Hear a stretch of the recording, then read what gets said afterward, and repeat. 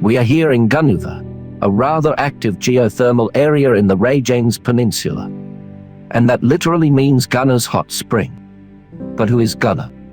You will find out in a moment. The particularity of this place is that, unlike a geyser, here the release of steam is constant, like a factory chimney, but with temperatures between 100 and 300 degrees Celsius.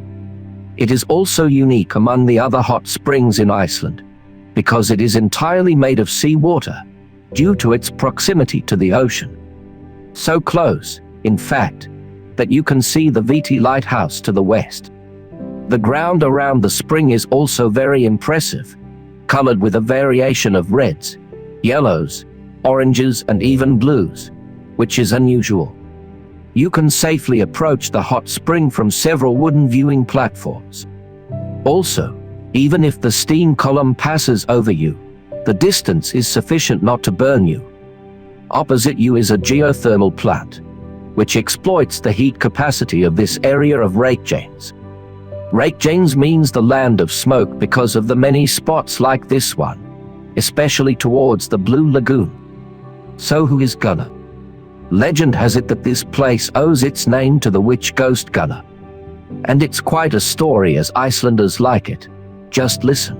An old woman named Gunner lived near the site in the 18th century. She was suspected of being a witch because of a pot always on the fire. The inhabitants hated her.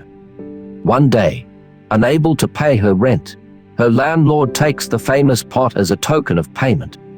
She threatened not to eat again until the pot was returned and died of hunger a few days later.